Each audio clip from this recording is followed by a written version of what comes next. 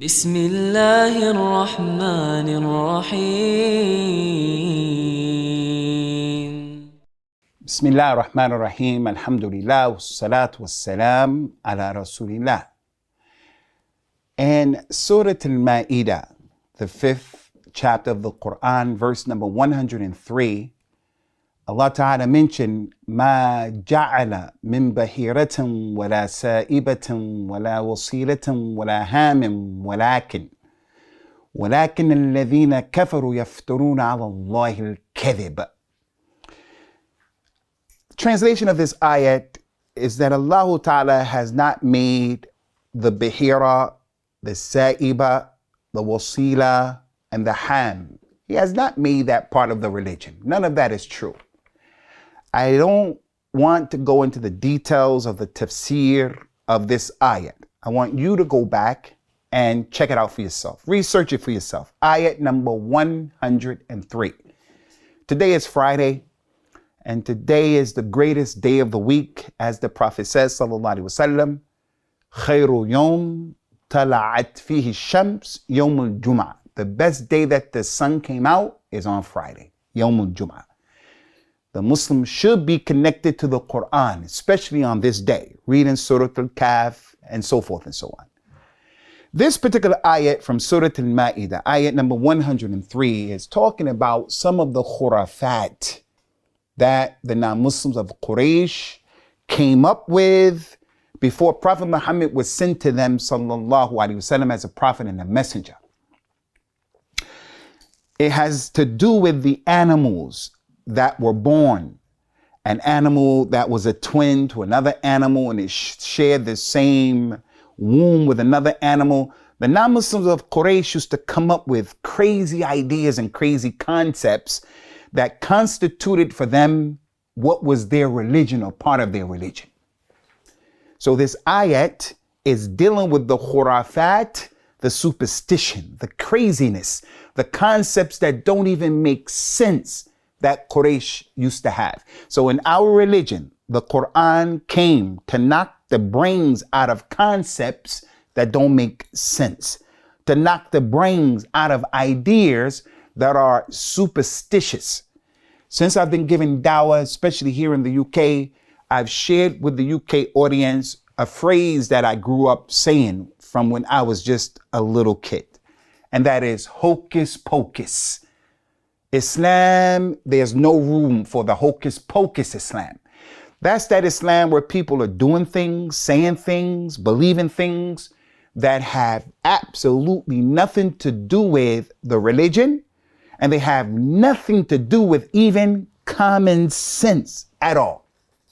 So in our religion, Allah in the Quran dispelled all of the khurafat that Quraysh used to have, as well as the khurafat of the non-Muslims as well, the Jews and the Christians.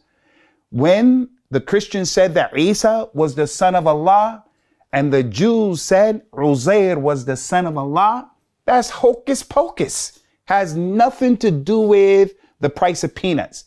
Has nothing to do with proofs. It's just a mere claim that doesn't even make sense. The story of Ibrahim in the Quran, when he took the axe and he broke all of the idols and he left the big idol. And when the people came and said, who broke our idols? He said, hey, ask the big one if he can speak. They said, you know that he can't speak. Ibrahim said, that's the point. That's the Quran dealing with hocus pocus, things that have nothing to do with reality, and things that people believe in, they do, they say, that don't even make sense. So as the Imam and one of the people giving dawah here at Green Lane Masjid, I wanted to take this opportunity to give advice to our community. And I wanted to say that the cornerstone of our religion is the Tawheed of Allah Azza wa Jal. The Tawheed of Allah is absolutely 1000% against hocus pocus, because hocus pocus and khurafat, it leads to shirk and kufr. This stuff leads to shirk and kufr, disbelief. Some of the non-Muslims during the time of the Prophet sallallahu alaihi wasallam in his dawah, they had idols at the Kaaba. One of them, they had an idol that was made out of dates. The owner of the sanam, of the idol, he got a bunch of dates and he put together his god, something that he's going to worship. And I think some of you are aware of what happened a few weeks ago, where there was a man, he could have been from India, Sri Lanka, something, Asian man. He made a doll, an image of Donald Trump, and he was worshiping Donald Trump. And that man has died since. Nasallallahu alaihi wasallam. Who in his right mind would do something like that? So I wanted to say that, brothers and sisters, to say we can't be like the people that Allah mentioned in the Quran. وَمِنَ النَّاسِ مَن يُجَادِلُ فِي اللَّهِ بِغَيْرِ عِلْمٍ وَلَا هُدًى وَلَا كِتَابٍ مُنِيرٍ. From the people of those people who argue. They argue about Allah, about the deen, about Allah and his deen. They want to argue. And they don't have any knowledge. They don't have any guidance. And they don't have any book that makes things clear. But they want to argue. We can't be like them. Another ayah said, وَمِنَ النَّاسِ مَن يَعْبُدُ اللَّهَ عَلَى حَرْفٍ. There are those people who worship Allah and they don't know what in the world are they doing. So I wanted to say this. Growing up in America, I grew up with the culture that's been created by Hollywood, like everybody else. I used to watch that stuff. I used to believe in that stuff. I was affected by that stuff before I became a Muslim. But then after becoming a Muslim, alhamdulillah, you get a high level of liberation from that hocus pocus khurafat way of existence. So I used to believe in what I want to talk about today. And that is, tomorrow, inshallah, is Friday the 13th. Friday the 13th. There are some Muslims who become anxious, trepidation sets in, they get nervous because it's Friday the 13th. And they believe in the khurafat and the hocus pocus that Hollywood came up with concerning the movie Friday the 13th and concerning the main character in that movie. The number 13 is a bad, unlucky number. And if it fell on the day of Friday, then we have double trouble. And then we have Muslims who believe that. Muslims who govern their lives after that. Muslims who, they may not believe in it as such, but on that night, they're going to snuggle up to the TV and they're going to watch Friday the 13th, the movie. They're going to watch Halloween. We just finished with Halloween the other day. I'm walking up my street in Spark Hill to go to Stratford Road. And lo and behold, there's a mother who's spending quality time with her children. But what's the quality time? They were making the pumpkins, the lanterns, where they took out the insides of the pumpkin and they put candles inside of the pumpkin because Halloween was going to be that night. Halloween. That was the other day. When I saw it, I was going to give some dawah, but I didn't want to say anything and disrespect the family. It was the mother and her younger children, so I just kept walking. But I went home and I mentioned it to my family. Can you believe Muslims who were born in the Muslim lands knew nothing about Halloween, nothing about this khurafat? We live in America and the UK, and we become assimilationist. What they do, we do. Although we have in our religion, lakum dinukum waliya deen. You have your way, your religion, and we have our way, our religion. And our way and our religion doesn't allow us to buy into, not to mention participating in any of this khurafat. I don't know if you brothers and sisters are aware of this, but the scholars of Islam have not left any stone unturned. There is a book that has been written in Islam, a science called the science of al-i'dad or al-i'dad, the science of numbers, where the scholar will write a book in which he'll mention every single number that has been mentioned in the Quran and the Sunnah. And the text accompanying that number so that the Muslim would know the significance of the number in his religion, in his daily life. So the number 1, the number 2, 3, 4, 5, 6, 7, all of those numbers have been mentioned in the Quran and the Sunnah. Inna Allah witr wa yuhibbu witr. Allah is odd, 1, and he loves the odd numbers. So for that reason, some people, when they eat dates, they like to stop on 1 date, 3 date, 5 dates, 7 dates, and so on, so on. 2.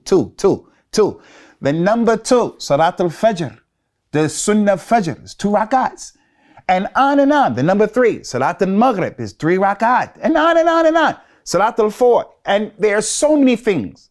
5 arkan of al-Islam, 5 prayers in al-Islam. The number 6, you get the picture. The number 7, you get the pigeon. The picture, 7 samawat, 7 heavens and 7 earths. Yawm al-Qiyamah. The number 8. Because this is a game that I actually like to play with my children, where each child comes up with a number, but they have to know what is the dalil and what is the proof from the Quran and the Sunnah that gives support and give credence to that number. You just can't make up a number. The number 60,525. One of the kids say, what did this religion say about that? No, you're disqualified if you don't know the dalil. So in our religion, numbers have been mentioned. So the number 8, if someone would ask you, what in our religion has to do with the number 8? Someone may scratch his head, especially our youngsters, the number 8, the number 8, the number 8. Allah Ta'ala mentioned in the Quran, وَيَحْمِلُوا عَرْشَ رَبِّكَ فَوْقَهُمْ يَوْمَئِذٍ ثَمَانِيَةً. Yawm al-Qiyamah, there will be 8 angels that will carry over their heads the arsh of their Lord. Be 8 of them. So my point is, the numbers of Islam have been explained. The number 13, Friday the 13th. The number 13 has been mentioned in our religion as being something positive. The number 13 is the beginning of the white days of every month. We fast the 13th, 14th, and the 15th. How is it possible that the Muslims are going to come now and change that number 13 and put negative connotations to it because non-Muslims in Hollywood came up with it? Non-Muslims in Bollywood and Nollywood are perpetuating the kadhib, the lie, the myth. This is not okay. This is not okay. So I want to say to our community members, especially the youngsters from amongst you, and also you parents who don't want to be too rough on your children. And I'm all for that. Don't be too rough. Don't be too tough. But there is a level as parents that we have to take, that we have to say, no, we're not going to allow that in our house. We're not going to allow you to practice that. And that's the meaning of the instruction of Allah Azza wa Jal. Ya ayyuhalladhina amanu qu anfusakum wa ahlikum nara. Oh, you believe, save yourselves and save your families from the hellfire. Brothers and sisters in Al-Islam, Friday the 13th has nothing to do with our religion. And it is not a reason and a cause for a Muslim to be nervous, afraid, or anything of that nature at all. And it is not permissible in our religion for a Muslim to be a practitioner of this stuff. He cannot send his kids out to ask for trick or treat, and he himself cannot accommodate kids when they come and they give them candy and sweets. This is not permissible. So I want to say to you, tomorrow being Friday the 13th in the Gregorian calendar. The Gregorian is Friday the 13th in November. It's not even our calendar. But as it relates to the calendar, the Gregorian calendar, tomorrow, Friday the 13th, has nothing to do with the price of peanuts. If anything, we're going to look at the day, inshallah, with a positive outlook. And we're going to send salutations upon the Nabi, sallallahu alaihi wasallam. Read Surah Al-Kahf. We're going to pray and do salats. Even if we don't go to the masjid, we're going to do the things that we normally do that are from our religion on Friday. As for the hocus pocus Islam, this is something that should be avoided. Assalamu alaikum wa rahmatullahi wa barakatuh.